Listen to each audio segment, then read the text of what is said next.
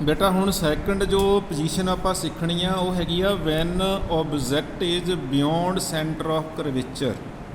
मतलब ਜਦੋਂ ਵਸਤੂ ਬੱਕਰ ਦਾ ਕੇਂਦਰ ਤੋਂ ਪਰਾਂ ਹੁੰਦੀ ਹੈ ਉਹਦੇ ਲਈ ਫਿਰ ਅਸੀਂ ਉਹੀ ਕੰਮ ਕਰਨਾ। ਆਪਾਂ ਕੀ ਕਰਨਾ, ਇੱਕ ਰੇ ਡਰਾਅ ਕਰਨੀ ਆ, ਲਾਈਨ ਡਰਾਅ ਕਰ ਲਈ ਆਪਾਂ। ਇਸ ਲਾਈਨ ਤੇ ਆਪਾਂ ਕੀ ਕਰਨਾ, ਇੱਕ ਮਿਰਰ ਆਪਾਂ ਡਰਾਅ ਕਰ ਲਿਆ, ਕਨਕੇਵ ਮਿਰਰ।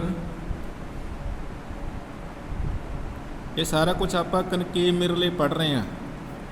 ਕਨਕੇਵ ਮਿਰਰ ਡਰਾਅ ਕਰ ਲਿਆ, ਠੀਕ ਹੈ ਨਾ। ਫਿਰ ਮਿਰਰ ਤੋਂ ਆਪਾਂ ਟੂ ਇਕੁਅਲ ਪੋਜੀਸ਼ਨ ਦੇ ਉੱਤੇ, ਲੋ ਪਹਿਲਾਂ ਵੀ ਤੁਹਾਨੂੰ ਦੱਸਿਆ ਸੀਗਾ ਕਿ ਪੋਜੀਸ਼ਨਾਂ ਜਿਹੜੀਆਂ ਪੁਆਇੰਟ ਇਕੁਅਲ ਲੈਣੇ ਆ। ਇੱਥੇ ਪੀ ਤੋਂ ਪੀ ਦਾ ਸੈਂਟਰ ਆਫ ਦਾ ਮਿਰਰ, ਇਹਨੂੰ ਆਪਾਂ ਬੋਲਦੇ ਹਾਂ ਪੋਲ। 3 ਸੈਂਟੀਮੀਟਰ ਇੱਥੇ, 3 ਇੱਥੇ।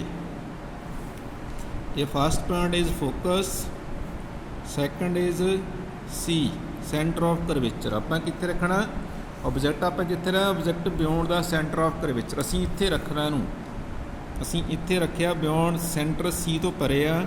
ਇਹ ਸਾਡੀ ਇਮੇਜ ਆਬਜੈਕਟ ਹੋ ਗਿਆ, ਠੀਕ ਹੈ ਨਾ। ਅਤੇ ਉਹੀ ਫਿਰ ਜਦੋਂ ਇੱਕ ਪੈਰਲਲ ਰੇ ਜਿਹੜੀ ਆਪਾਂ ਡਰਾਅ ਕਰਨੀ ਆ ਇਹਦੇ ਸਿਰੇ ਤੋਂ,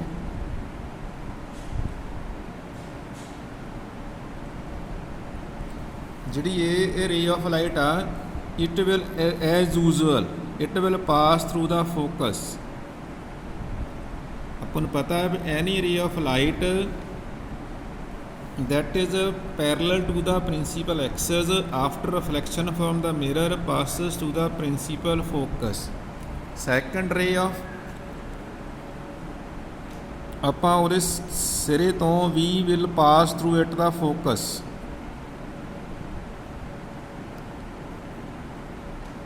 ਇਹਨੂੰ ਅਸੀਂ ਫੋਕਸ ਵਿੱਚੋਂ, ਤੇ ਜਦੋਂ ਰਿਫਲੈਕਸ਼ਨ ਹੋਣਾ, ਰਿਫਲੈਕਸ਼ਨ ਤੋਂ ਬਾਅਦ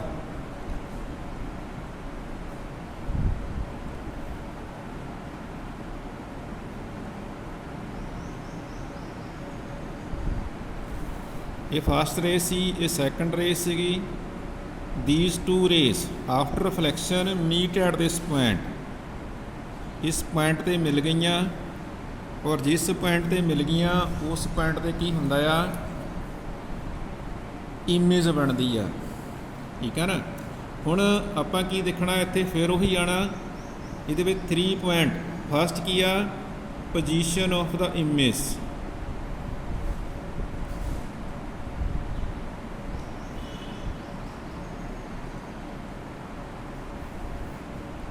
position of the image means ਪ੍ਰਤੀਬਿੰਬ ਦੀ ਸਥਿਤੀ।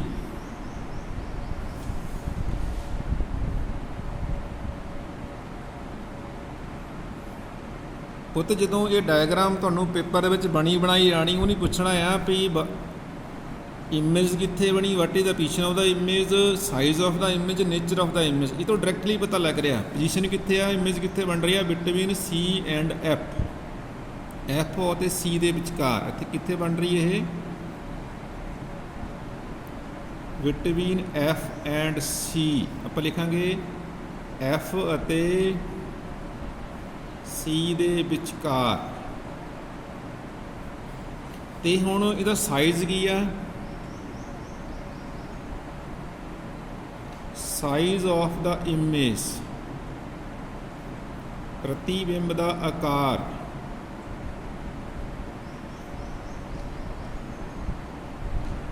ਬੇਟਾ ਧਿਆਨ ਦਿਓ, ਸਾਡੇ ਕੋਲ ਦੇਖੋ ਇਮੇਜ ਏਡੀ ਵੱਡੀ ਆ, ਸੌਰੀ ਆਬਜੈਕਟ ਏਡਾ ਵੱਡਾ, ਇਮੇਜ ਏਡੀ ਵੱਡੀ। ਮਤਲਬ ਜਿਹੜਾ ਇਮੇਜ ਵਾ ਉਹਦਾ ਸਾਈਜ਼ ਆਬਜੈਕਟ ਤੋਂ ਘੱਟ ਆ, ਮਤਲਬ ਵਸਤੂ ਦੇ ਮੁਕਾਬਲੇ ਪ੍ਰਤੀਬਿੰਬ ਦਾ ਆਕਾਰ ਕੀ ਆ, ਉਹ ਛੋਟਾ। ਅਸੀਂ ਇਹਨੂੰ ਲਿਖਾਂਗੇ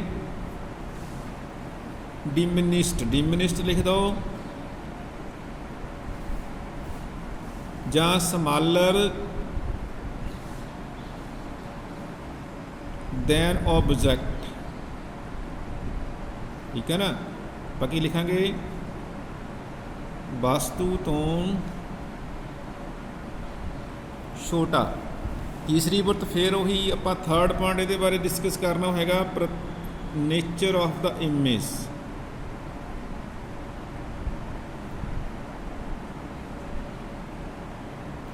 प्रतिबिंब की प्रकृति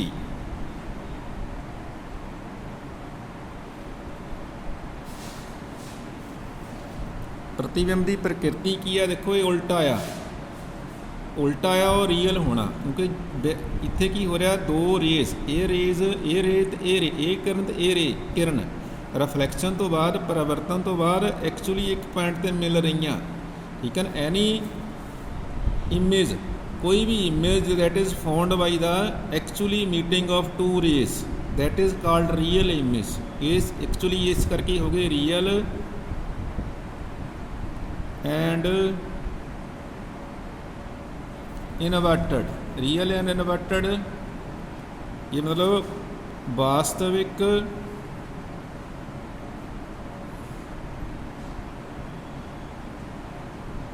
ਅਤੇ ਉਲਟਾ। ਇਹ ਸੀਗੀ ਸੈਕੰਡ, ਮਤਲਬ ਤੁਹਾਨੂੰ ਜਿਹੜਾ ਕੁਐਸਚਨ ਆਉਣਾ ਉਹ ਇੱਦਾਂ ਇਮੇਜ ਬਣੀ ਆਉਣੀ ਆ, ਠੀਕ ਹੈ ਨਾ। ਇਮੇਜ ਬਣੀ ਹੋਣੀ ਉਹ ਨਹੀਂ ਪੁੱਛਣਾ ਆ pain the above image shown what is the position of the image, size of the image and nature of the image. ਉਹਨੂੰ ਦੇਖ ਕੇ ਆਪਾਂ ਇਹ ਦੋ ਪੁਆਇੰਟ ਦੇਖ ਲੈਣੇ ਆ, ਜੇ ਇਹ ਇਮੇਜ ਹੋਣੀ ਕਿੱਥੇ ਆ ਵਿੱਚ ਲਿਖ ਲੈਣਾ ਵਿਟਾਮਿਨ ਸੀ ਐਂਡ ਐਫ, ਠੀਕ ਹੈ। ਸਾਈਜ਼ ਕੀ ਆ, ਇਹ ਵਸਤੂ ਦਾ ਸਾਈਜ਼ ਆ, ਇਹ ਇਮੇਜ ਦਾ ਸਾਈਜ਼ ਆ। ਈ ਆ ਆਪਾਂ ਕੋਲ ਛੋਟਾ ਆ ਵੱਡਾ ਆਪਾਂ ਲਿਖ ਲੈਣਾ, ਠੀਕ ਹੈ ਨਾ। ਫਿਰ ਆਹ ਦੇਖੋ ਉੱਪਰ ਨੂੰ ਇਹ ਥੱਲੇ ਨੂੰ ਆ, ਜਿਹੜਾ ਥੱਲੇ ਨੂੰ ਹੋਣਾ ਉਲਟਾ ਹੁੰਦਾ। ਅਸੀਂ ਇਹਨੂੰ ਬੋਲਦੇ ਹਾਂ ਰੀਅਲ ਐਂਡ ਇਨਵਰਟਡ, ਵਾਸਤਵਿਕ ਅਤੇ ਉਲਟਾ।